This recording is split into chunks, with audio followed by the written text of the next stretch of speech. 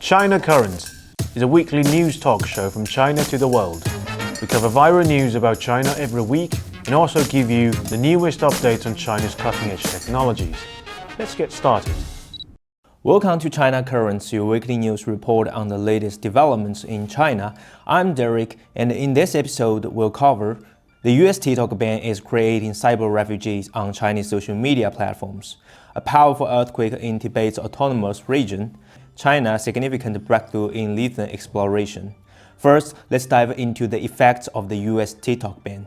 The TikTok ban is taken down. By 19th of this month, 170 million Americans will lose access to their beloved and, in many cases, life-sustaining TikTok accounts. The most immediate consequence of the TikTok ban is the economic loss. Nico Turner-Lee, the director of the Center of the Technology Innovation at the Brookings Institution, pointed out that the global economic value generated by TikTok creators reaches $215 billion. Shutting down TikTok will cost American small businesses and creators an estimated $1.3 billion monthly.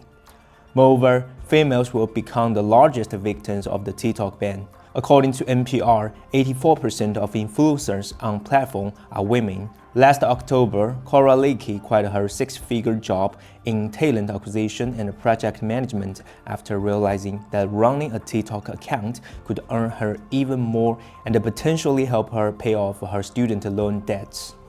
However, the Biden administration is determined to destroy her new livelihood before leaving office, forcing her to learn Chinese in order to develop her presence on Douyin, the Chinese version of TikTok. Many TikTokers from the US have also sparked a TikTok refugee hashtag on Chinese social media, where their unemployment stories have gained widespread sympathy from Chinese netizens.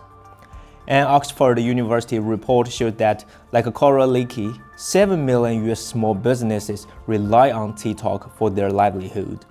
And around 70% of small businesses say TikTok has led to increased sales in the past year, and 39 claim that access to TikTok is critical for their survival. For example, Delian Barrows, a 41-year-old lady who built a financial consulting company from scratch on TikTok, said that a TikTok ban would wipe out 30% of her business overnight. Now, living in Portugal, she told Business Insider, "I'm happier now that I've left the American dream behind."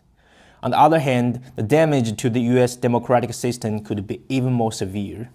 There are 170 million TikTok users in the US, which is 100 million more than the number of popular votes Trump received in the 2024 election, and 90 million more than Biden's in 2020. In other words, TikTok is even more popular in America than the President of the United States. This makes the Biden administration's claims of national security as the reason for banning it all the more perplexing to the Chinese public. If the US is truly a democratic country, isn't it the Biden government, which challenges the will of more than half of the American people, that should be considered the biggest threat to national security? This paradox was addressed by conservative Justice Brett Kavanaugh. During the last hearing, he criticized TikTok is potentially using the information to deter people. According to The Intercept, the US government's fixation on TikTok's influence on the discourse surrounding the Gaza war is the key concern. The Jerusalem Post notes that the Free Palestine hashtag has appeared in 35 million TikTok videos, about 28 times more than Stand with Israel, making it more likely for young Americans to sympathize with the Palestinians. However, the Washington Post pointed out that a similar trend appears on Facebook and Instagram. On Facebook, the Free Palestine appears in more than 11 million posts, 39 times more than those with the Stand with Israel. On Instagram, pro-Palestine hashtag appears in 6 million posts, 26 times more than the pro-Israel hashtag. The consistency of pro-Palestine content across social networks, whether Chinese or American-owned, undermines the argument central to the anti-TikTok campaign. On the final day of its term, the Biden administration is attempting to destroy a social media platform that is beloved by Americans more than himself, and forcing 7 million small businesses into financial crisis. This may represent the most significant crisis the US Constitution's First Amendment has ever faced, and it is perhaps a moment when the people most fully appreciate the necessity of the Second Amendment. Next up, another bad news from China's Tibet province. On 7th January, a powerful 6.8 magnitude earthquake struck Dinri County in China's Tibet province, resulting in 126 fatalities. Dinri County is located at an altitude of 4,300 meters, covering an area of more than 30,000 square kilometers, roughly twice the size of Shanghai. The nighttime temperature can plunge to around minus 50 degrees Celsius. In these extreme conditions, over 61,000 residents are left in urgent need of shelter. According to Chinese state media, military aircraft will dispatch to assess the situation just 10 minutes after the earthquake struck.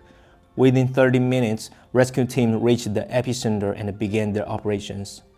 Within 6 hours, the Chinese military deployed drones, helicopters, and a Y-20 transport aircraft to deliver supplies to the disaster zone. Within a single day, power and communication services were restored across the region. By the following day, temporary shelters were set up for the displaced population, and the local authorities announced that disaster relief supplies were fully stocked, clarifying that no additional donations were necessary. As of now, over 220 resettlement sites have been established, providing shelter to 47,000 displaced residents. According to Xinhua News Agency, these shelters are designed for quick assembling, with each unit capable of being set up in as little as 8 minutes. Each shelter can accommodate 4 to 5 people and is equipped with heating facilities and, in some areas, even Wi-Fi access. The local government has announced that rescue operations will transition to resettlement and post-disaster reconstruction in the coming week. More than 40,000 personnel, including soldiers, police officers, firefighters, medical teams, and volunteers, have contributed to the rescue efforts. The Chinese people expressed their appreciation for their performance, but were not surprised. This is because, since 2002, disaster relief operations have been incorporated into Chinese People's Liberation Army's military training and evaluation programs. In 2005, China introduced the regulations on the Army's participation in emergency rescue and disaster relief, formalizing the military's role in rescue operations, material transport, and post-disaster reconstruction. Next up, let's take a sip of some good news. On 8th of January, China made a significant leap in its lithium exploration efforts, increasing its lithium reserves from 6% to 70.5% of the global supply.